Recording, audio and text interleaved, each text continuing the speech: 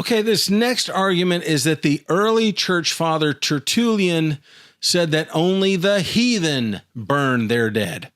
This anti-cremation, those critics, those proponents against cremation, invoke the authority of early church fathers or early church leaders to confirm that cremation is wrong. That's their affirmation. There are a few problems with this approach, though. So first off, let's look exactly at what Tertullian wrote. Here's what he wrote. The resurrection of the dead is the Christian's trust.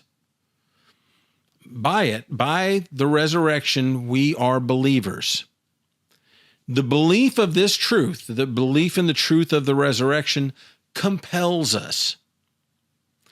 That truth, this truth of the resurrection of the dead, which God reveals, the crowd, and when he says the crowd, he means pagans or heathens, unsaved.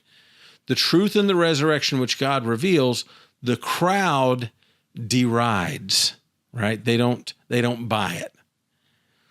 And then he goes on, the crowd, these heathens, these unsaved people, suppose that nothing will survive after death.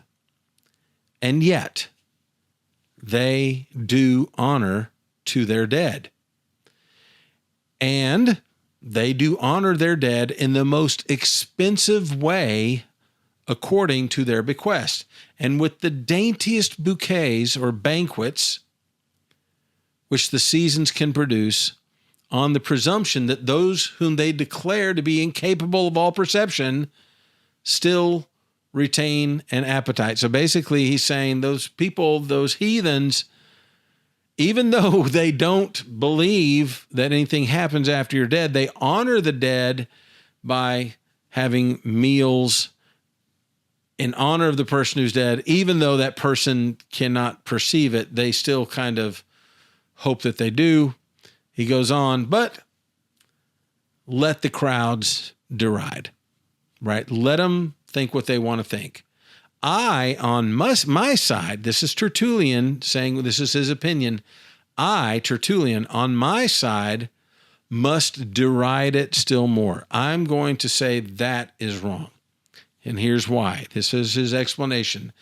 Especially when it burns up its dead with harshest inhumanity, only to pamper them immediately afterwards with gluttonous satiety, using the self-same fires to honor them and insult them. So he says, hey, they can think bad about me all they want.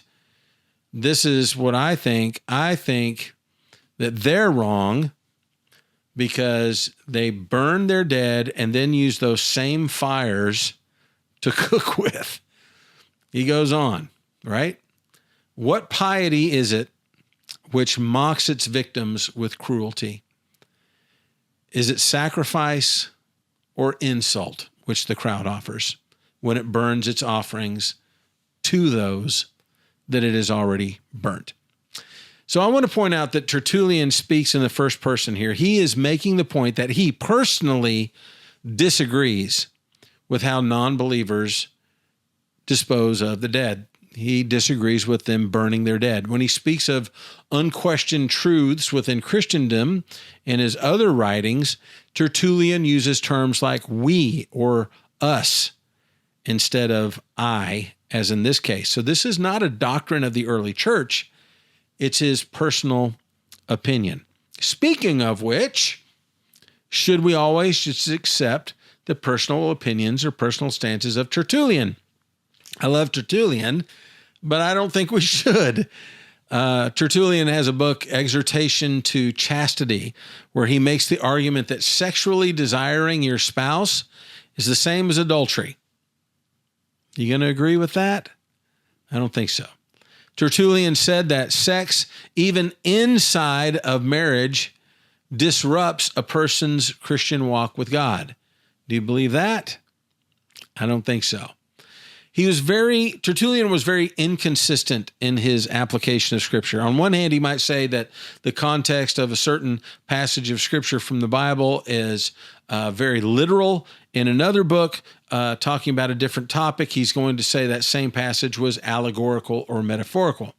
All depends on what his opinion was regarding the topic that he's trying to convince you of. He taught that going to the theater was pagan, being entertained at the theater. He said that women should not wear jewelry.